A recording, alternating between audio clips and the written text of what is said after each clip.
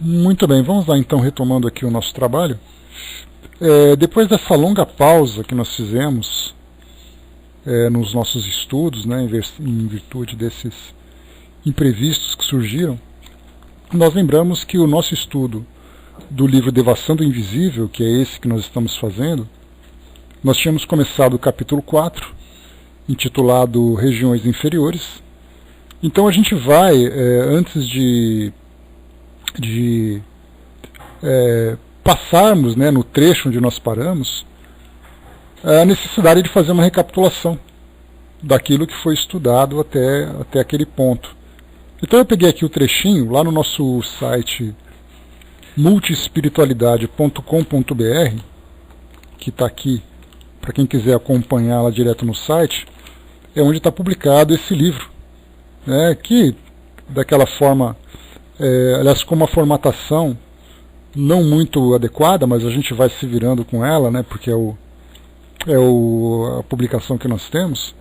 Então, a partir da página número 26, que é o trecho onde a gente vai retomar, para ver a história que Dona Ivone está contando daquela viagem que ela fez através do desdobramento, onde ela encontrou no plano espiritual aquelas situações, né, envolvendo espíritos ainda em estado de perturbação muito profundo e tudo mais, né? Então a gente vai fazer então retomar a partir desse trecho. Nós tínhamos parado na página número 28, voltamos então para a página número 26 para continuarmos a partir daqui. Bom dia, Mazilda. Vamos lá então. Aqui ela diz assim para nós então do trechinho que nós vamos pegar. Há cerca de 1 ano, fomos arrebatados em espírito para visitação a entidades desencarnadas obsessoras, já em vias de arrependimento. Porque fosse muito pronunciada a emancipação de nosso ser espiritual, pudemos observá-las e ao panorama que as rodeava, com clareza suficiente para permitir o presente estudo.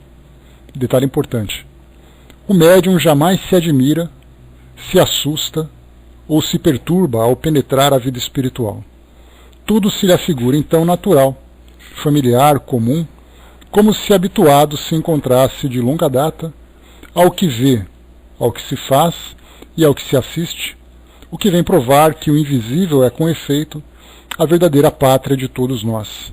Eu não vou nem fazer comentários sobre essas passagens que a gente já fez anteriormente, né? Então, só para a gente realmente retomar o nosso raciocínio para não pegar a história pela metade, né? Tanto para quem já acompanhava o estudo, como para quem não tinha pego esse início. Aquelas entidades visitadas, porém, se encontravam apavoradas ante as consequências do longo percurso pelos canais do crime, por elas vislumbradas em suas intuições, pois vinham todas, desde época recuada, servindo ao mal, não apenas no estado humano, terreno, mas ainda durante o estágio do plano invisível. Eram da mais horripilante categoria, e defrontando-as, tivemos a impressão de que nos encontrávamos em presença de criaturas fantasiadas com dominós, inteiramente negros, com o respectivo capuz.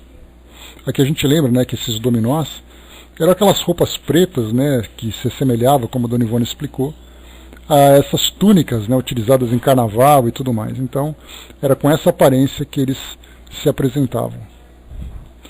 De seu aspecto geral se desprendiam fealdade, baixeza de sentimentos e vibrações, grosseria, inferioridade, incapazes todos de impulsos voluntários para o progresso, mendigos espirituais, na absoluta dependência dos obreiros da caridade, os quais, dominando a repulsa que poderiam sentir em presença de tão extrema miséria, os auxiliavam de boamente, revigorando-lhes as forças para novas tentativas de recuperação e progresso. Verificamos que em tais ocasiões somos sempre vista e compreendida por essas entidades, mas que os instrutores, sob cuja tutela nos encontramos, jamais o são. Nós mesma, nessas emergências, a esses entrevemos com dificuldade, certificando-nos de sua presença não tanto pela visão, mas através das vibrações por elas emitidas, à guisa de palavreado sonoro, a fim de recomendar os trabalhos a desenvolver, e por um sentimento indefinível de confiança e felicidade, uma sensação singular, espécie de intuição poderosa que substitui a visão propriamente dita. Eram cerca de 10 as entidades então visitadas. Encontravam-se como aprisionadas em pequeno e miserável compartimento, em promiscuidade chocante. Haviam sido homens, quando encarnados, conservando seus espíritos, agora por isso mesmo, os característicos masculinos.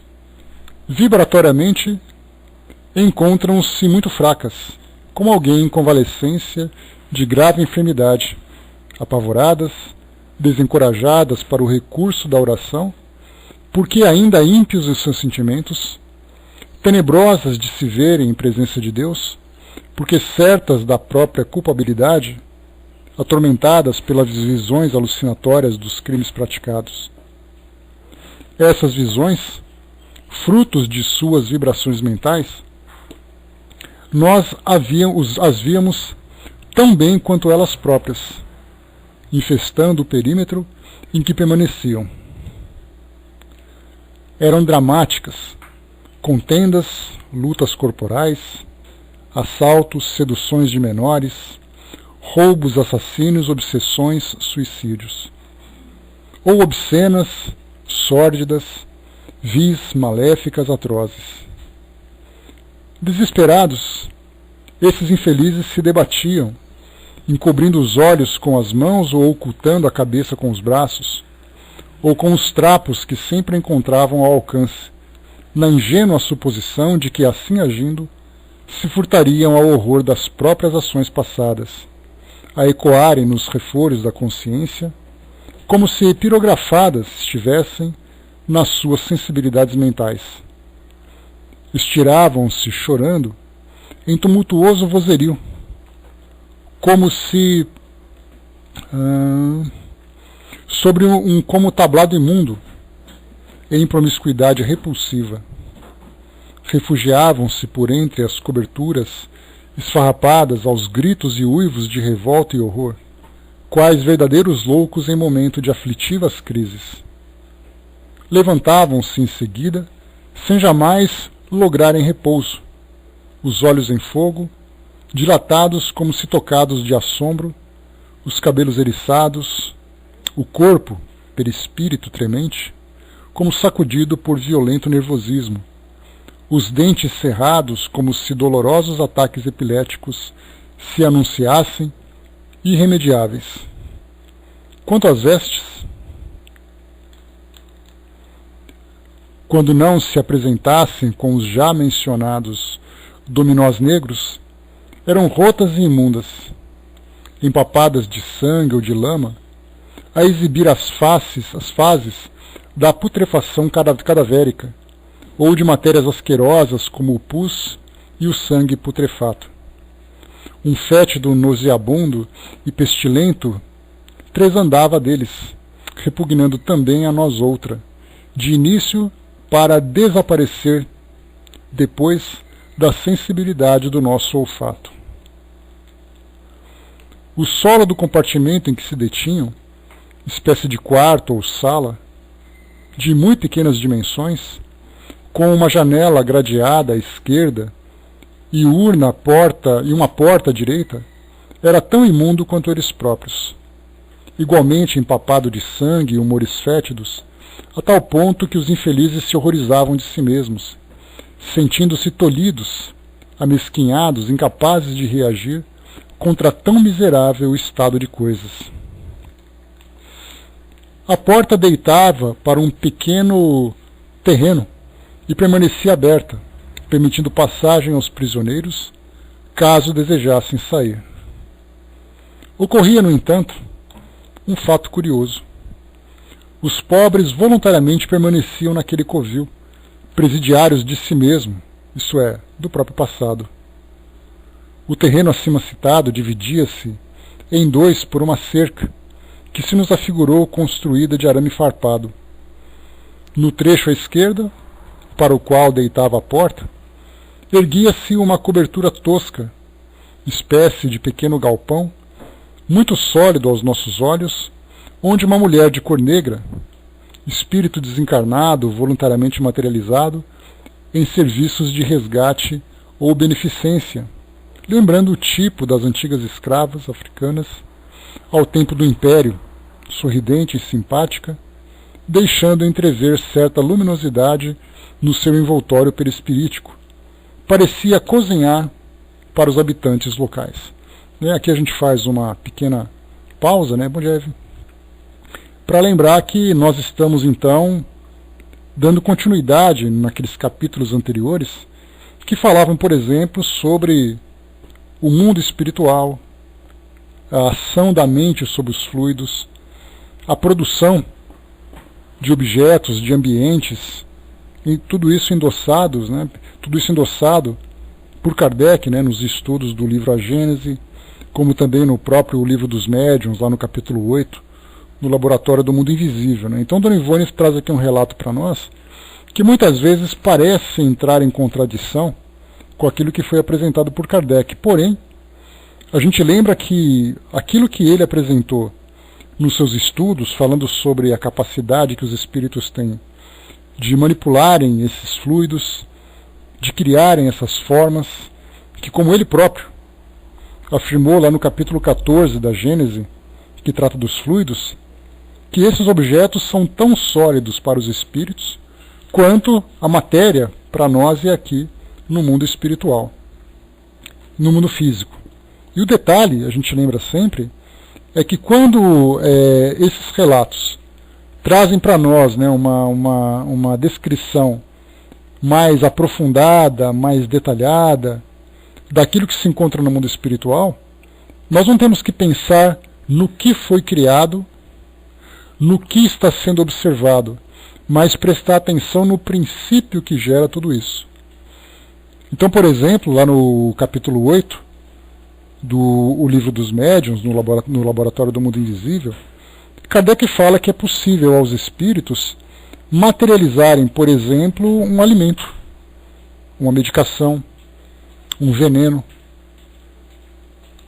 Ele fala, por exemplo, sobre a indumentária, as roupas que os espíritos podem utilizar. Fala, inclusive, da reprodução de objetos que são materiais físicos, que são reproduzidos pelos espíritos, muitas vezes até inconscientemente, através da manipulação dos fluidos. Como é o caso, por exemplo, que nós já vimos, de espíritos vestindo uniformes militares, roupas religiosas, portando objetos como livros, a famosa tabaqueira, né, que ele relata lá nesse capítulo 8, óculos, ferimentos. Então é importante para nós que, muitas vezes, um livro, um texto, ele acaba sendo desqualificado por aqueles que o leem, por não concordarem com as formas que são apresentadas. Mas muito mais do que isso, como nós conversamos, de nos preocuparmos com as formas, temos que nos preocupar com os princípios que geram essas formas. Então não importa se foi criado uma caixinha de rapé, como Kardec relatou, ou se foi criado um prato de sopa. Aí muita gente vai dizer assim, mas essa coisa de sopa é fantasia da cabeça de quem escreveu. Mas a caixinha de rapé que Kardec colocou não é fantasia de ninguém. Então nós vemos que muitas vezes se apegam a detalhes superficiais sem prestarem atenção nos princípios que geram tudo isso. Então por isso que Dona Ivone, quando fez esse trabalho no livro, ela trouxe para nós nos capítulos iniciais uma base doutrinária bastante consistente para depois trazer então esses relatos. Quando ela fala, por exemplo, indivíduos vestidos com roupas que parecem dominós. Aí todo mundo vai dizer, nossa, mas isso é fantasia, esse tipo de coisa não existe. Aí quando Kardec fala que tem um indivíduo que aparece com uma roupa militar ensanguentada, aí isso já é possível. Então nós vemos ali um certo preconceito com o relato, sem se preocuparem com os fundamentos doutrinários para essas criações. Então é nisso que nós estamos nos apegando. Por mais fantasiosa que possa parecer ou fantasiosos que possam parecer esses relatos, a gente tem que se preocupar com o princípio das coisas. Porque se um espírito é capaz de criar algo no mundo espiritual a partir da manipulação, o resultado dessa criação vai depender da criatividade dele, dos seus propósitos, das suas intenções. E ele vai criar o que ele quiser. Porque dá a impressão de que todos são capazes de criar apenas aquilo que foi relatado por um único espírito. E cada um, na verdade, vai contar a sua própria história. Quando André Luiz, por exemplo, lá no primeiro capítulo do livro Nosso Lar, quando ele se via como um suicida, com as roupas esfarrapadas, percebendo a barba crescendo em seu rosto, são criações mentais daquele espírito. Se por acaso um outro espírito achar que isso não é interessante, não tem problema. Mas os fundamentos nós tivemos a partir dos estudos desse tema, desses temas, na própria codificação. E aí então cada história traz para nós um detalhe diferente. Bom dia, fraterna, bom dia, abraço. Continuando então, vamos lá.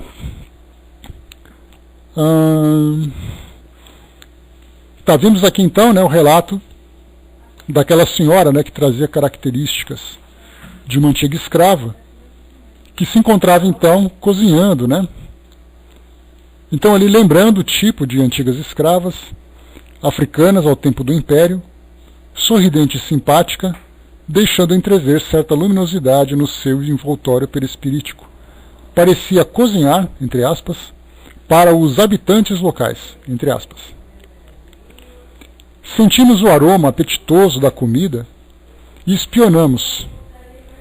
Preparada em grandes tachos de cobre, como os que se usavam outrora para o fabrico doméstico da goiabada, afigurou-se ao nosso entendimento tratar-se de leguminosas e hortaliças, as quais se nos desenharam a visão como alfaces, tomates, cenouras, batatas, azeitonas, cebolas, ensalada. Aqui ela traz uma observação de rodapé, ela diz assim: evidente é que no panorama fluídico dessa cozinha existia o trabalho mental realizado pela vontade da entidade espiritual, responsável pela vigilância das entidades sofredoras, a qual teria sido, quando encarnada, alguma escrava ou serviçal encarregada de cozinhas terrenas. Pela ação da vontade sobre os fluidos e as matérias essenciais do mundo invisível, ela teria criado o panorama citado para a caridosa assistência aos seus pupilos em precário estado de materialidade, pois é sabido que o espírito possui liberdade de ação no além-túmulo para as tentativas em torno da recuperação dos infelizes desajustados das normas ou leis espirituais. Então aqui vimos esse pequeno trecho, só para uma explicação que ela trouxe para nós. Bom dia, Tico-Teco. Para lembrar daqueles dois elementos primordiais que nós falamos, sobre o qual nós falamos em estudos anteriores. Primeiro, o fluido, que é aquela matéria inerte que existe no mundo espiritual e também no mundo físico, respeitando os seus diversos estados, e existe aquela força criadora que é a força da mente. Então, se você tem a vontade, que é a força criadora, e você tem o elemento, que é plástico, que é moldável, então isso pode ser criado. Eis aqui então essa explicação que ela trouxe para nós. Ela diz assim: esse local era agradável pela presença da negra, em quem, com efeito, reconhecemos espírito operoso pelos labores de vigilância a favor dos delinquentes confiados à sua guarda, como pela visão das iguarias que nos pareceram saborosas. Então essa ideia da alimentação no plano espiritual, nós temos vários relatos que falam sobre isso. E aí então, antes de pensarmos assim, se isso é possível ou não de ser criado, Isso nós já resolvemos pelas próprias bases da codificação. A pergunta que a gente faz é: por que isso é criado?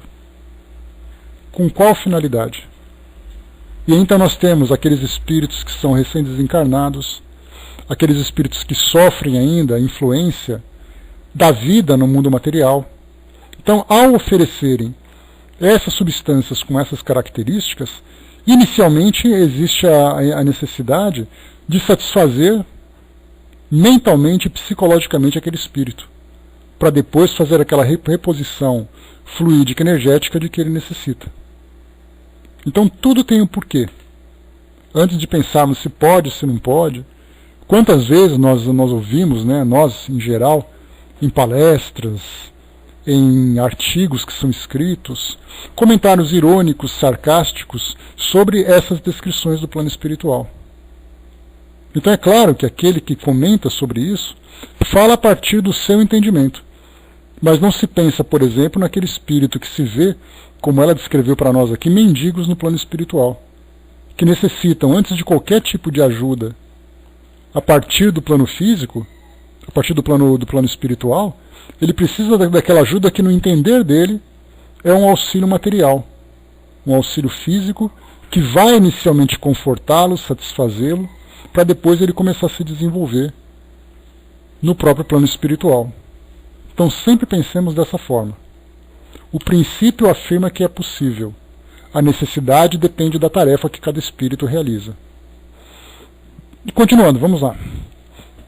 Bom dia, Gilda. Bom dia, Sandra. Tá. Continuamos ainda aqui descrevendo, né, fazendo a recapitulação daquilo que já foi lido. Não entramos ainda no trecho novo.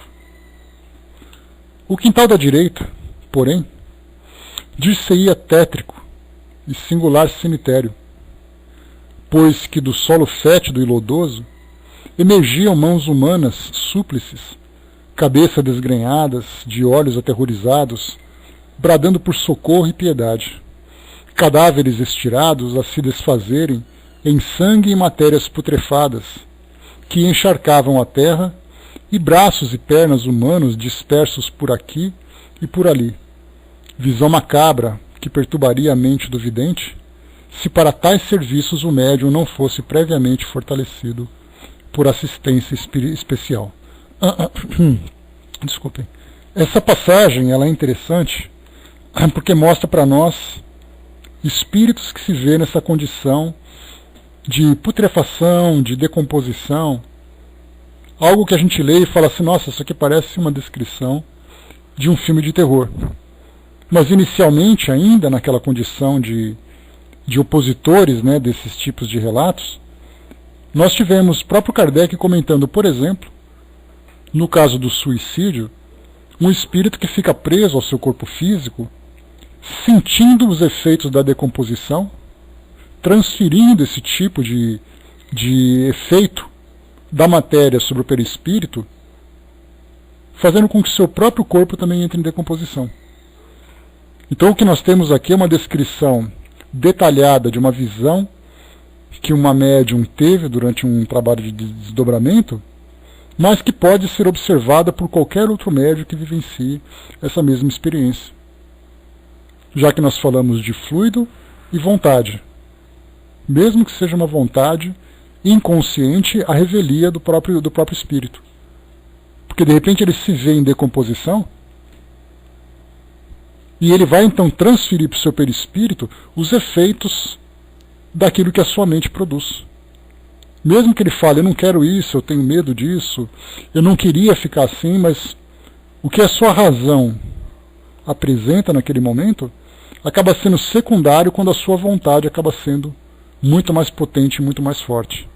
Que, aliás, é o que acontece com todo mundo hoje. Muitas vezes nós vemos ali efeitos de doenças sobre nós. Nós vemos ali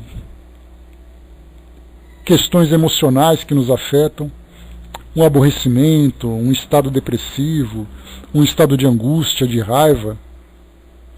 Psicologicamente a gente vai dizer assim: eu não quero sentir isso. Mas a força geradora desses tipos de sentimentos, de emoções, são muito mais potentes e acabam gerando mesmo que nós não queiramos. Quem é o depressivo que gosta de ficar com depressão? Mesmo que ele fale assim, eu não quero ficar desse jeito, ele acaba ficando. Porque sua vontade é muito mais forte do que aquilo que a sua razão acaba dizendo. Então a gente pode imaginar o que acontece no mundo espiritual. Porque aqui no mundo físico, a gente já chegou a comentar sobre isso num outro estudo, o nosso corpo físico, ele é como se fosse um mata-borrão. Aquele amortecedor das nossas criações mentais. Porque a matéria física que nós temos hoje, ela acaba apresentando uma resistência muito grande para aquilo que a nossa mente produz. Mas, geralmente, acaba sofrendo as consequências das nossas criações mentais. Basta a gente lembrar, conforme traz para nós Emmanuel, que ele disse que grande parte das doenças que nós temos hoje é uma criação mental, onde nós acabamos naquela fixação, naquele estado de desequilíbrio que acaba levando para o nosso perispírito, que depois se somatiza no nosso corpo físico e gera então uma doença. Pode ser uma doença neurológica, uma doença gástrica, cardíaca, uma doença dermatológica. Quantos são os relatos de pessoas que quando tem um estado emocional alterado, começa a ter coceiras, começa a ter ali uma série de alterações na pele.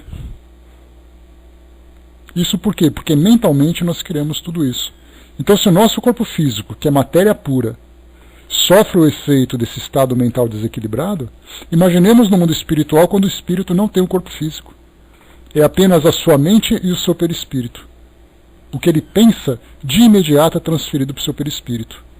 Por isso, então, quando ela traz para nós, mais uma vez, ela diz assim, então, o quintal da direita, porém de ceia tétrico e singular cemitério, pois que do solo fétido e lodoso emergiam mãos humanas súplices, cabeças desgrenhadas, de olhos aterrorizados, bradando por socorro e piedade, cadáveres estirados, a se desfazerem em sangue e matérias putrefadas, que encharcavam a terra, e braços e pernas humanos dispersos por aqui e por ali.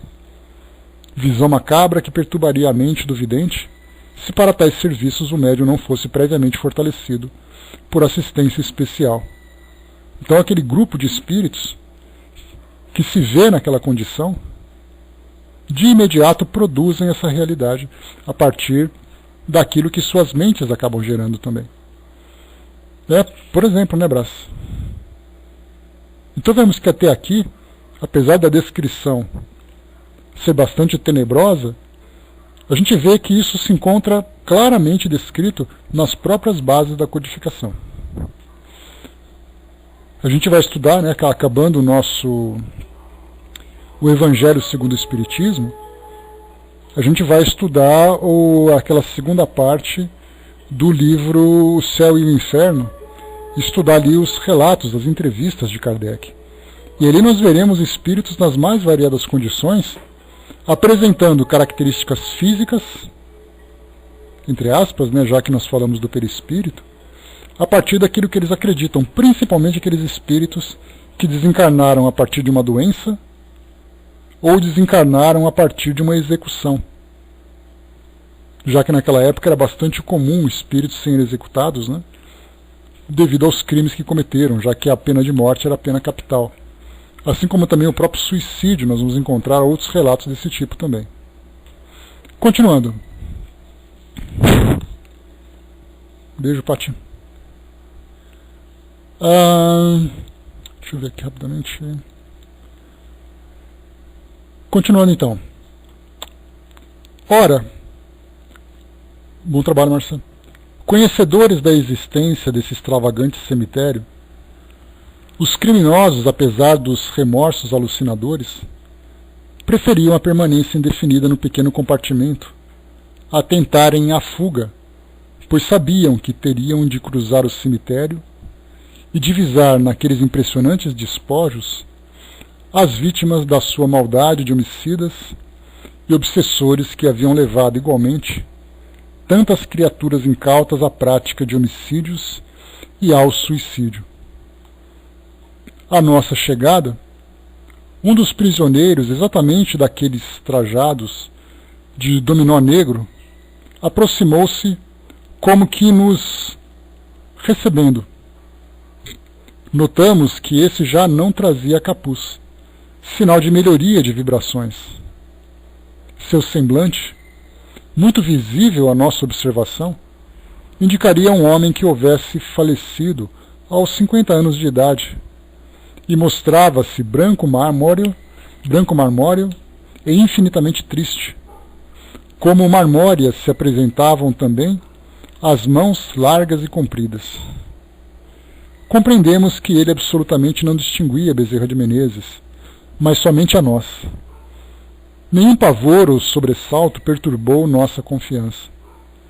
Sentimos-nos antes possuída de grande compaixão e desejo de auxiliar. Ele, porém, falou com voz e modos rudes e impertinentes, como pessoa de pouca educação. Tenho fome. Por que não me trazem um verdadeiro almoço? Oh, há quanto tempo não posso comer? Lágrimas lhe corriam dos olhos. O infeliz, materializado ainda espiritualmente desajeitado e tardo, realmente sofria o suplício da fome. Habituado aos costumes terrenos, que nos levam a servir um prato de comida a quem bate à nossa porta, alegando fome, nosso impulso foi correr à cozinha e solicitar o favor àquela serviçal, atenta aos mistérios culinários. Acedendo ao pedido, exclamou ela: Oxalá, minha amiga, hoje com a vossa presença, referia-se igualmente a Bezerra de Menezes, o próprio pecador consiga serenidade bastante para compreender o que se passa e dispor-se ao progresso. Que ele realmente possa saciar a fome que o tortura e ver-se aliviado. Eis o meu maior desejo. Tomamos do prato, onde se via um almoço belo e magnífico, com legumes cheirosos, e nos encaminhamos para o quarto, sem prever qualquer incidente, antes persuadida de que a tortura do infeliz irmão seria de toda removida. O ex-obsessor arrebatou-o de nossas mãos, insofrido e faminto, e levou a colher à boca, sem mais rodeios, como teria feito uma pessoa encarnada. Subitamente, porém, repudiou o prato com asco e horror, arremessando-o ao longe, e entrou a chorar e a lamentar-se entre uivos e imprecações de verdadeiro réprobo. Sem nos poder eximir a uma forte impressão de assombro, verificamos que os apetitosos legumes haviam desaparecido do prato, mas que em seu lugar, espalhado em torno, viam-se postas de carne humana, línguas, mãos, dedos, orelhas, corações, pés, cabeças, etc. Acudiu a boa vigilante compungida e explicativa, enquanto o réprobo se desfazia em prantos de demente e os companheiros de infortúnio procuravam esconder-se. E ela relata para nós: são as recordações do caliginoso passado, alimentadas por cruciantes remorsos, que nos levam a encontrar vestígios de suas vítimas, onde quer que estejam e em tudo o que veem e fazem, sob a intensidade da autossugestão, que já descambou para uma desconcertante autoobsessão. Todo o ambiente que distingues aqui, minha irmã, excetuando-se a cozinha, é criação mental vibratória desses 10 criminosos, cujo caráter começa a ser desafogado das ondas da perfeição, através das dores do remorso. Não existe aqui cemitério nem prisão, como não há imundícies na expressão formal do termo, tal como os entendem os encarnados. Eles, porém, criam e mantêm tal alimentação, concretizando-a sem o saberem, com as próprias forças mentais, na retrospecção de atos passados, e vivem nela, dentro da mais positiva realidade, sem mesmo saberem avaliar a profundidade e importância do fenômeno que se estabelece. A própria fome que os tortura nada mais representa do que o estado de suas consciências feridas pelos atos passados. Esses pobres sofredores de hoje, quando encarnados, assassinaram pais de família para roubar e, como obsessores, uma vez desencarnados, levaram outros tantos ao suicídio, ao homicídio, etc. Ora, muitas das suas vítimas deixaram viúvas e órfãos na miséria, padecendo necessidades extremas. Eles sabem disso, e recordando os órfãos famintos, sentem um reflexo consciencial e padecem 1000 torturas e ultrajes, a fome inclusive, enquanto veem, em visões macabras, os despojos de suas armas assassinas, os despojos que suas armas assassinas levaram ao túmulo.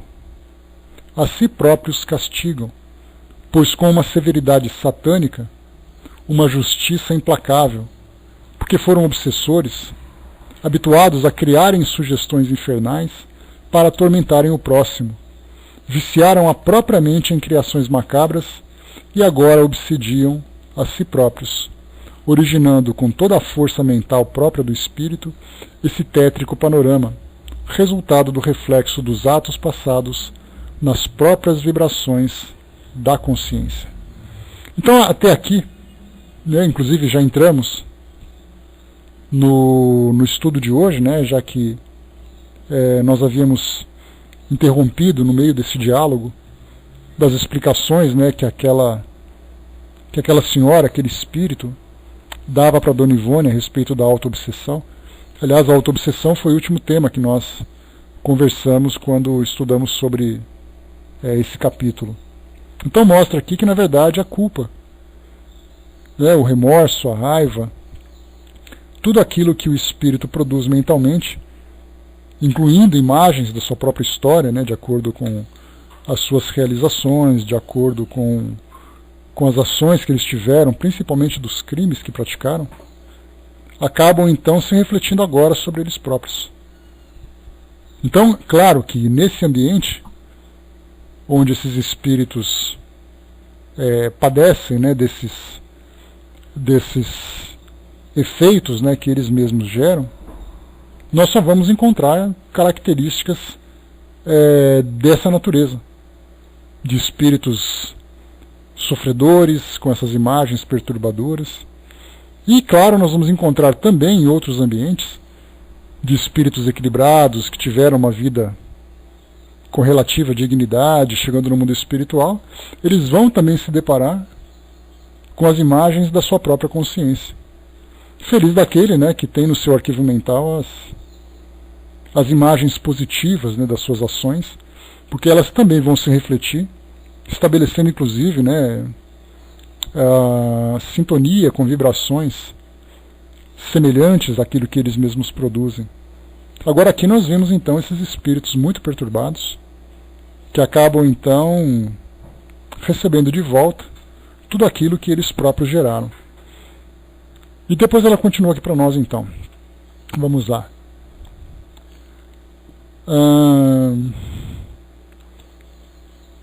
Aqui ela fala do panorama que eles criaram, resultado do reflexo dos atos passados nas próprias vibrações da consciência. Enredaram-se de tal forma nos delitos cometidos que agora vêm, sentem e como que descobrem tudo quanto possa evocá-los e revivê-los. Não, ninguém os castiga a não ser a consciência deles mesmos, desarmonizada com o bem, na desoladora convicção em que estão de que muito e muito transgrediram as leis do amor e da fraternidade. Muito caridosos filhos de Deus, mesmo na terra, até eles vêm, em visitação piedosa, oferecer-lhes o reconforto de orações e conselhos amorosos, tentando aliviá-los da tensão opressiva em que se encontram e encorajá-los aos trabalhos do progresso, que serão árduos. Aqui a gente lembra que, como ela relatou, são espíritos em processo de reabilitação. Então, embora ainda demonstrem todo esse sofrimento, é um sofrimento resultado de culpa. E a culpa é um processo que, embora seja doloroso, ele é extremamente importante nesse processo de reconstrução. Porque inicialmente aqueles espíritos endurecidos no mal, eles praticam o mal sem se sentirem culpados por aquilo que fazem. Então eles vão fazendo, se afundando cada vez mais. Quando o espírito se sente culpado e sofre os efeitos dessa culpa sobre eles próprios, então já é um passo positivo. E nesse ambiente desses 10 espíritos que Dona Ivone relata, trata exatamente desse estado de reconstrução moral, né, de reabilitação moral, que esses espíritos estão passando. Então, apesar do sofrimento que eles trazem, né, provocar uma compaixão muito grande, uma sensibilidade, né, tocar essa sensibilidade de uma forma muito profunda para aqueles que auxiliam, nós já vemos ali então aqueles espíritos se iniciando esse processo de retomada, né, da sua evolução espiritual. Tic-Teco lembrou aqui, né, que a respeito dos órgãos, o que a gente lembra, né, Tic-Teco, é que, de fato, quando nós falamos, né, em órgãos do nosso corpo físico, esses órgãos têm sua finalidade. Então, cada sistema do nosso organismo tem um propósito de manutenção biológica do nosso corpo. Então, no mundo espiritual, no perispírito, sem dúvida nenhuma, não há necessidade nenhuma desses órgãos. Agora, o que nós percebemos é que essas sensações que são relatadas por esses espíritos estão relacionadas com aquilo que eles viviam enquanto estavam na matéria. Então, a fome, por exemplo, faz parte de uma necessidade fisiológica. Se no plano espiritual o espírito se acredita que ainda tem necessidade, ele vai então vivenciar isso. Quando ele já estiver então adaptado no plano espiritual e perceber, não necessariamente o corpo copia o perispírito, né? Mas nós temos ali, aí a gente já entra num outro processo, né? Que é conforme lembra o professor Hernani Guimarães Andrade, ele fala sobre o modelo organizador biológico, que o perispírito ajuda naturalmente a moldar o corpo físico, mas o próprio corpo físico, né, pela sua carga genética, já sabe exatamente distinguir os diversos tecidos e órgãos que vão ser gerados. Então podemos dizer assim, quer dizer então que se eu não tiver um espírito vinculado ao corpo físico, aquele corpo que vai ser gerado através da gravidez não vai ter essa diferenciação? Não vai, porque geneticamente já existe essa programação. Então a influência do perispírito é uma influência complementar, porque o próprio corpo físico, através, né, da fecundação, tudo aquilo que a gente estuda em biologia, já vai fazer com que naturalmente o corpo já tome aquele formato. Agora, no plano espiritual, quando o indivíduo, por exemplo, desencarna através de uma doença que tem afetado um órgão importante do seu corpo físico, quando ele desencarna e se vê com aquela doença, ele sofre os efeitos vivenciando as mesmas sensações que tinha quando estava desencarnado. Mas depois dele se adaptar no plano espiritual, dele já perceber que ele não tem mais um corpo físico, que ele não tem mais vinculação com o corpo material que ele possuía, naturalmente o seu perispírito vai ser apenas aquela agregação de matéria fluídica envolvendo o seu perispírito, sem nenhum tipo de efeito. E o formato que ele vai dar para esse perispírito é aquilo que a sua mente produz. E aí então nós vamos ver ali aquele espírito que é alto, que é baixo, que é gordo, que é magro, que é loiro, que é negro, que tem a sua aparência, aquilo é a criação da sua mente.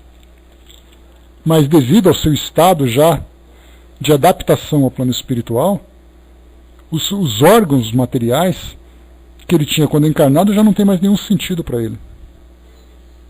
Então a gente lembra que o espírito é, e ele sente, ele sofre aquilo que ele acredita ser a sua realidade. Então a fome, a necessidade de outras ações fisiológicas, o urinar, o evacuar, ferimentos de sangramento, ele está vendo o seu próprio sangue. Mas se nós pensarmos, mas aquilo que está escorrendo é sangue, feito por hemácias, por leucócitos, por plasma. Isso é real? Não. Mas ele está vendo aquela substância vermelha escorrendo do seu corpo físico. A gente tem pouca informação sobre isso, sobre a influência do perispírito sobre o corpo físico, né? O que a gente está tratando aqui é da realidade do espírito quando ele desencarna. Né? Para falar sobre essa questão da formação do corpo físico, a gente precisaria de muita informação, muito mais profunda, muito mais complexa, que para nós aqui não é o caso, né? Quem sabe um dia a gente estude sobre isso. Processo de reencarnação, como tudo isso é elaborado, como tudo isso acontece. Vocês me ouvem, né? Me dá um ok, por favor. Beleza. É que deu uma travadinha aqui no meu pautal que eu achei que estava com algum tilt. Beleza, Sandizinho. Então deu um piquezinho aqui, também não entendi não, mas tudo bem. Vamos lá, continuando aqui então, né? Voltou, né? Então beleza, vamos em frente. Então aqui o que a gente viu foi exatamente isso, né? O espírito que... Não, tranquilo. É porque para falar desse tema, a gente teria que entrar numa outra história, num outro caminho para falar de algo que nós temos muito pouca informação. Kardec, por exemplo, praticamente não aborda o assunto que a gente tem. São algumas passagens de André Luiz, são alguns trabalhos que foram publicados por estudiosos da doutrina aqui como encarnados, mas é muito difícil para nós falarmos sobre esse processo de influência do perispírito sobre a elaboração do corpo físico. Eu me vejo como completo incompetente para falar sobre isso. Porque além das poucas informações que nós temos, eu nunca estudei de uma forma mais aprofundada essa questão. Né? Bom, vamos lá. Deixa eu ver aqui onde nós estamos.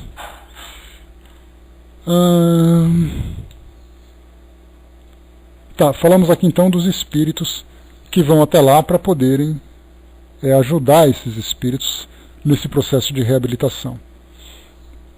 Muito caridosos, filhos de Deus, mesmo na Terra, até eles vêm, em visitação piedosa, oferecer-lhes o reconforto de orações e conselhos amorosos, tentando aliviá-los da tensão opressiva em que se encontram e encorajá-los aos trabalhos do progresso, que são árduos. O que a gente falou, desses espíritos já em processo de arrependimento, já também apresentando condições de serem auxiliados. Diferentemente daqueles espíritos muito endurecidos, que não importa o que se faça, não importa o que se fale, eles pouca importância dão porque estão bem acomodados naquela condição. Já esses que nós estamos tratando aqui, apesar do estado bastante perturbador em que se encontram, já se apresentam nessas condições de auxílio. Né? E a gente lembra, fazendo uma comparação com o próprio André Luiz, que faz um relato que passou por essa condição de endurecimento, apesar do sofrimento que ele vivenciava, durante quase 8 anos do nosso calendário. E nesses 8 anos, somente depois, quando ele conseguiu quebrar aquele endurecimento, aquela resistência toda, ele se viu então na condição de merecedor de auxílio.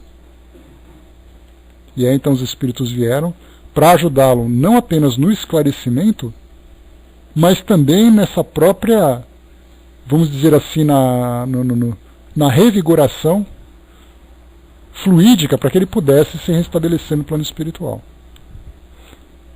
E continua. Mas até agora não se animaram a atender a tão preciosos incentivos, bloqueados como se encontram pela complexidade deplorável dos próprios impasses. Então, apesar de estarem arrependidos, ainda sofrem uma resistência muito grande para se desprenderem daquelas criações mentais. Então não são aqueles espíritos que dizem assim, olha, eu estou aqui pronto para ser ajudado. São aqueles espíritos que sofrem pela culpa e por isso estão sendo auxiliados por aqueles espíritos que perceberam esse processo de transformação. Saíram do endurecimento e entraram na culpa. Já passam a serem merecedores. Então, apesar de serem merecedores, ainda são resistentes a esse auxílio. A reencarnação ser-lhes-á refrigério salutar, dado que, por ela protegidos, esquecerão parealmente o tenebroso passado, daí advindo vigores novos e serenidade para empreendimentos de expiação e do resgate. Mas, certamente, compreenderás, isso quem está falando é aquele espírito para Dona Ivone, né? Mas certamente compreenderás em que estado lamentável renascerão sobre a terra, modelando um corpo carnal aos empuxões vibratórios das mentes doentias que presenciais. Serão inevitavelmente auto-obsediados incuráveis, desde o nascimento, pois tanto atormentaram o próximo no pretérito, conforme dissemos, com o produto maléfico das próprias mentes, que o maléfico, vivenciando-as, reduziu ao que vês as suas individualidades. Destes, minha amiga, infelizmente, encontra-se repleta a sociedade terrena, e que os céus a todo nos ajudem a suportá-los, a amá-los e a servi-los, amparando-os no carreiro da reabilitação. Então são muitos aqueles que reencarnam e já trazem doenças daquelas consideradas congênitas, trazem deformações físicas severas, perturbações mentais, aquelas crianças que muitas vezes são acolhidas, como a gente lembra, por exemplo, aqui em São Paulo, nós temos a Fundação Espírita Nosso Lar, Casas André Luiz, que mantém um hospital que acolhe crianças e adultos com severas doenças mentais. Então a gente fica se perguntando qual é a origem dessas doenças, né? Qual foi o pretérito desses espíritos para reencarnarem nessa condição que, como se não bastasse a própria deformidade e as próprias doenças, acabaram sendo abandonados. Então a reencarnação vem inicialmente como um processo de reabilitação, em que eles reencarnam, são tomados inicialmente por aquele esquecimento do passado, ao mesmo tempo sofrendo a ação da caridade, sofrendo a ação da matéria, eles começam então a serem ajudados nesse processo de reconstrução de si mesmos. Então esse é um trabalho importante. Então a reencarnação não é somente para aqueles, como a gente já estudou sobre isso, aquela chamada reencarnação compulsória, que nada mais é do que uma reencarnação em que o espírito está obrigado a reencarnar. E aí no Livro dos Espíritos, Kardec ainda pergunta se é possível ainda, se existe ainda esse tipo de reencarnação, e quem conduz esses espíritos a essa reencarnação, já que eles próprios não podem elaborar o seu, vamos dizer assim, o seu histórico terreno, né, o seu planejamento reencarnatório.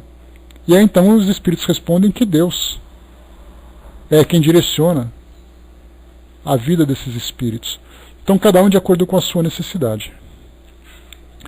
O Braz lembrou aqui, né, nosso corpo perispiritual nos faz confundir com o nosso corpo carnal. Eis o motivo que quase a totalidade da humanidade morre sem saber que morreu. E não apenas isso, né, Braz? A própria... Porque não é apenas, por exemplo, nós espíritas temos essa consciência da desencarnação, da realidade do mundo espiritual, onde nós vamos ali dar continuidade na nossa existência. Então até mesmo nós espíritas, inicialmente, teremos aquela dificuldade de distinguir se eu estou vivo ou se eu estou morto. O que vai diferenciar, no nosso caso, daqueles demais que não ainda têm essa compreensão, vai ser a nossa aceitação. Quando chegar para você e falar assim, olha, você percebeu que você não está mais no corpo físico? Você pode se revoltar, você pode ficar inconformado, mas nós vamos entender então que isso já é para nós uma realidade. Mas e para aqueles que não têm nenhuma consciência da realidade do mundo espiritual? Não apenas sofrerão essa confusão para distinguir o que é realidade, o que é uma ilusão, como sequer vão entender exatamente o que está acontecendo a partir dessa realidade que se descortina para eles no plano espiritual. já que acreditavam que o nada era o seu destino, então todas aquelas fantasias religiosas que eram apresentadas, de repente ele vai se ver vivo, com frio, com fome, com dor, e ele vai falar, como isso é possível? Então, pelo menos os espíritas que têm esse esclarecimento, teoricamente já tem ali uma pequena vantagem, mas ainda assim nós temos uma dificuldade muito grande, exatamente por essa influência muito intensa que a matéria exerce sobre nós.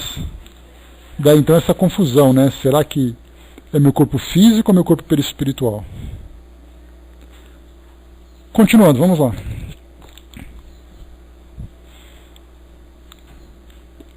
Entre mentes, adviera a ordem do generoso amigo Bezerra de Menezes, em cuja companhia nos encontrávamos, para que nos dirigíssemos ao Dominó Negro, único dentre os 10, algo acessível às nossas intenções, pois os restantes pareciam mal distinguir, até mesmo a nós outra, apavorados-se com nossa presença. Fala-lhe, ordenou Bezerra. É raro que um médium nessa situação possa falar ao seu guia e interrogá-lo, e ainda menos resistir às suas ordens. Geralmente ele se conserva silencioso e passivo, a tudo obedecendo de boa mente e agindo como sob o efeito da hipnose. Acreditamos mesmo residir aí o segredo de certas atuações audazes dos médiuns no estado letárgico e até mesmo em vigília. O seu guia espiritual impõe-lhe a hipnose e o leva a agir com obediência passiva, tal como no fenômeno, tão conhecido entre nós, em que o magnetizador dá uma ordem ao sujeito e é obedecido, às vezes um mês ou mais após o comando transmitido no transe hipnótico. Isso a gente lembra que o que ela comenta agora é que muitos médiuns em desdobramento são utilizados como instrumento de trabalho por esses espíritos superiores exatamente por causa dessa diferença de vibração que existe entre aqueles espíritos mais evoluídos e aqueles que vão receber assistência que se encontram ainda numa condição muito inferior. Então muitos desses médiuns são conduzidos a esses ambientes já tendo em suas mentes uma missão pré-elaborada. Então eles fazem muitas vezes, tomam determinadas ações, iniciativas, acreditando serem deles próprios. Só que na verdade eles seguem uma intuição que é muito mais forte do que o seu livre-arbítrio.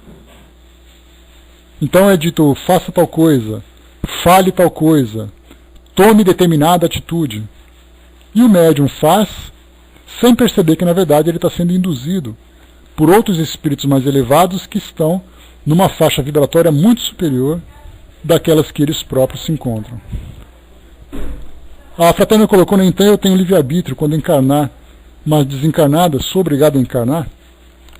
Fraterna, nós tivemos já vários relatos, não apenas na codificação, mas também relatos de outros espíritos, que a reencarnação faz parte de um processo de evolução que todos nós vamos, nos submetemos e nos submeteremos. Então, no momento certo, o espírito, como dizem os espíritos, ele mesmo vai ter assim, como que uma intuição de que o momento está chegando. Então, às vezes ele tem resistência, ele não quer reencarnar porque tem medo dos compromissos que ele vai ter que cumprir, tem medo das provas, das expiações, dos reencontros que ele vai ter no plano espiritual. Mas quem conduz a nossa reencarnação são exatamente esses espíritos elevados, que sabem exatamente o momento certo em que nós vamos desencarnar. A diferença para escolhermos como nós vamos reencarnar ou quando nós vamos reencarnar entre esses espíritos, por exemplo, os espíritos mesmos comentam no livro dos espíritos que alguns abortos espontâneos acontecem porque alguns espíritos fogem à luta com que se comprometeram, Então, a gente pode lembrar que quanto mais nós evoluímos, né, quanto mais nós evoluímos moralmente, de entendimento sobre a nossa realidade, mesmo que aqui como encarnados nós não nos lembremos disso. Basta a gente lembrar que, independente da religião que o indivíduo tenha, do seu conjunto de crenças, dos seus dogmas, ele é um espírito reencarnado, ponto. Como ele reencarnou, como não, onde ele reencarnou, quais são os seus objetivos e tudo mais, isso é algo muito pessoal, muito subjetivo. Então, assim, quanto mais esclarecido o espírito é, menos resistente ele se torna nesse processo de aprendizagem. Ou seja, menos rebelde ele se torna. Então, quando é dito para ele que, olha, você vai reencarnar e nós vamos elaborar o seu plano reencarnatório, devido ao seu estado mais avançado, e nós já entrando nessa fase de mundo de regeneração, a gente tem já uma certa compreensão. Então a gente pode até não gostar daquilo que está sendo programado, mas a aceitação acaba sendo muito maior. Seria mais ou menos fazendo uma comparação com as crianças que vão para a escola. Aquela criança que é acordada pelos pais e fala para ele assim, olha, está na hora de você ir para a escola. Aí ele resmunga, levanta, vai para o banheiro, lava o rosto, toma café mal-humorado, mas vai para a escola. Diferentemente daquele que esperneia, que grita, que não vai. Então, para reencarnar, nós temos assim espíritos nas mais variadas condições. Então, os espíritos hoje, dentro desse planejamento reencarnatório, eles apresentam para nós sugestões para que nós possamos evoluir, né, de acordo com as nossas necessidades, e nós aceitamos muitas vezes até com um pouco de medo, com um pouco de resistência, mas aceitamos. É aquele espírito que vai, mas ele vai emburrado. E felizmente, né, a gente pode, pelo estágio evolutivo da humanidade, a gente vê que as reencarnações compulsórias, elas se dão para aqueles espíritos que estão muito adoecidos, vamos chamar assim, no plano espiritual, em que ele não tem condições ainda de elaborar seu próprio planejamento ou auxiliar nisso tudo, como nós vimos nesses casos que Dona Ivone comentou. Então tomam as decisões por ele e ele vai, e a reencarnação para ele não é apenas um processo de evolução, porque o espírito realmente evolui quando ele começa a tomar as decisões certas, fazer uso do seu livre-arbítrio, demonstrar uma evolução moral. Agora, para aquele espírito que reencarna sem apresentar essas condições, aquela reencarnação ou aquelas reencarnações, já que nós temos espíritos que muitas vezes reencarnam várias vezes dessa mesma condição, para ele é um estágio em que aparentemente ele fica estacionado. Mas a reencarnação, o processo de reencarnação em si, vai ajudá-lo nesse processo de crescimento. Então, estar em contato com o mundo material, estar em contato com a assistência que ele vai receber. Nós tivemos um caso, se eu não me engano, relatado por Chico Xavier, que mostrava um espírito que reencarnou numa família muito pobre e o seu estado era praticamente vegetativo. Mas ele recebia muito amor, apesar daquela condição social e material em que ele se encontrava. E aí então a explicação foi que aquele espírito estava reencarnando naquela condição disforme e quase vegetativa para que ele pudesse recompor o seu perispírito. Então ali ele recebia a assistência amorosa, o carinho, os cuidados, porque aquilo fazia parte, como a gente já falou, desse processo de reconstrução. E aí então, quando ele apresentasse condições de tomar as próprias decisões, aí então seria uma reencarnação mais produtiva, porque aí sim ele evoluiria. Então inicialmente é aquele espírito que nessa condição de reencarnação compulsória, ele passaria, podemos dizer assim, por aquele estágio de reformatório. Não é aquela escola em que ele estuda para passar de ano e tal. É o reformatório. E nesse reformatório ele recebe atenção especial em todas as áreas, para que inicialmente ele possa se reequilibrar. E a partir desse reequilíbrio, ele vai então evoluir. Então a grande maioria, felizmente, aqui do nosso planeta, participa desse planejamento. Aceita mais ou menos, resmunga, mas ele participa. Ou seja, ele tem já um certo grau de entendimento, de consciência, desse processo ao qual ele vai se submeter. Já aqueles que resistem, ou que não têm condições, são então dirigidos de uma forma compulsória. Então isso vai depender muito do grau de evolução de cada espírito. Claro que nós esperamos que nós tenhamos participado com boa vontade, fazendo bom uso do livre-arbítrio, apesar dos medos, né? Porque quando você planeja uma reencarnação, que está prescrito assim, olha, você vai reencarnar junto àquele grupo, sofrendo tais condições, passando por aquele processo que vai ser difícil, o espírito já começa a pensar que ele vai ficar durante 40, 50, 60, 70 anos vivendo aquilo. E é claro que ele vai ter medo. Ele vai ter medo do sofrimento, mas nesse caso, apesar do medo que ele sente, o entendimento que ele tem da necessidade de aprendizado com aquela experiência acaba sendo muito maior. Porque ele fala assim, eu vou reencarnar naquela condição difícil. Mas isso é importante porque no meu passado eu cometi muitos erros. Então nesse processo de culpa que nós vimos aqui nesses casos que foram relatados, me recordo do espírito, né, que se chamava Pai Joaquim de Aruanda. Era um espírito, como podemos perceber, era originário da Umbanda, que ele fazia trabalhos aqui no Pautalk, né, que a gente já comentou, a sala Espiritualismo Ecumênico. Ele comentava sobre esse processo de reencarnação. Ele fazia o estudo do Livro dos Espíritos. Embora fosse da Umbanda, ele estudava o Livro dos Espíritos. E ele falava assim que... Muita. Ele falava assim que a fila de reencarnação é como se fosse a fila do INSS. É aquela fila enorme, interminável, cheio de espírito desesperado para reencarnar, porque a culpa acabava atormentando tanto as suas consciências, que tudo que eles queriam era reencarnar, mesmo que fosse com sofrimento, com dor, eles queriam resolver os problemas deles. Muitos espíritos imploravam pela oportunidade de reencarnação, chorando de joelhos, pedindo pelo amor de Deus que fosse permitido para que eles reencarnassem. Pois é, dá para imaginar o tamanho da fila. Então, mas nem todos tinham esse merecimento. Muitos espíritos continuavam no plano espiritual, que não adianta você ter culpa se você não tem de fato a predisposição ou a disposição de se transformar. Porque na verdade ele quer acabar com a dor.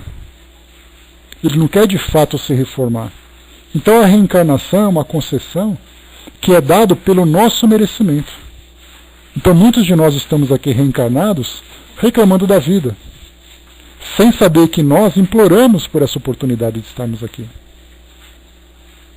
Enquanto que tem espíritos implorando para reencarnar e não são merecedores dessa divina oportunidade de reconstrução. A Sandra colocou para nós, lembrando da nossa participação enquanto pais ou responsáveis, para com esses espíritos cuidando com amor, carinho e compaixão, para auxílio nessa recuperação. E aí então nós temos as nossas próprias tarefas, temos as tarefas envolvendo espíritos com os quais nós nos comprometemos. Aí tem uma teia de eventos e compromissos e responsabilidades que a nossa consciência não comporta ainda, que a nossa mente ainda não comporta. Então são muitos os espíritos, são muitas as histórias. Quando nós reencarnamos, nós não reencarnamos isoladamente. Temos ali pessoas envolvidas, uma profunda e complexa logística preparada para nos receber. Quando nós vamos reencarnar na condição de filhos, na condição de irmãos, de companheiros, companheiras, de pais, de avós. Então dá a impressão assim que eu estou comprometido com meia dúzia de espíritos. Aí vem pai, mãe e 4 irmãos. Só que depois eu vou crescer, vou me comprometer com outras pessoas e vou ter meus filhos. E depois eu vou ter meus netos. Quem são esses espíritos que reencarnaram na condição de filhos ou netos? São meros desconhecidos? Então cada um fazendo parte da nossa história, em graus diferentes de comprometimento, amigos, inimigos, indiferentes, cada um trazendo ali o seu currículo, que está ali casado com o nosso na maioria das vezes. Bem, pessoal, deixa eu só parar por aqui então, que já está na nossa hora. Nós paramos aqui então, deixa eu ver.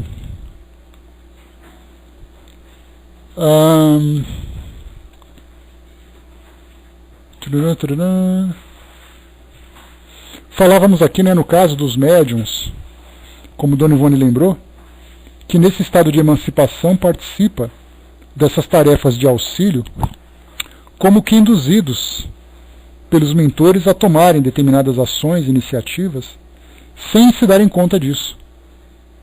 Fazem com uma intuição muito forte de que devem fazer tal coisa sem perceberem que estão sendo conduzidos. Então os espíritos mais elevados utilizam esses médiuns como ferramentas de trabalho, e os médiuns naturalmente crescem com isso também, exatamente porque existe essa grande diferença de faixas vibratórias para esses espíritos mais elevados, para esses mais inferiorizados. Então os médiuns em desdobramento são aqueles indivíduos vinculados ao mundo material em condições de prestar assistência a esses espíritos. Então, para a gente finalizar, diz assim para nós: será, pois, o médium, principalmente no estado letárgico, um autômato, servindo ao verdadeiro servo do amor? É uma vontade dominada por outra vontade maior, um ser confiante que nada teme, e suas impressões de felicidade espiritual são indescritíveis e indefiníveis. Aí depois aqui, né, dessa explicação, a gente vai então dar continuidade a esse tema. Nós paramos então aqui na página número 29 do nosso site multiespiritualidade.com.br, e a gente então vai continuar a partir desse trabalho, porque até então Dona Ivone comenta sobre aquilo que ela observava no plano espiritual. Agora ela começa a falar sobre a influência que ela sofre de Dr. Bezerra de Menezes na atuação como médium de desdobramento. A Angelina colocou, né, assistiu uma entrevista que falava sobre um médico que o filho reencarnou com um transtorno mental, mas o amor dos pais passaram para ele, foi tão maravilhoso que proporcionou-lhes equilíbrio ao ser. Esse é o objetivo. E é claro que a gente pensa que essa família de médico e tal, né, do médico, também tinha comprometimento com esse espírito. Então, se tudo deu certo, sem nenhum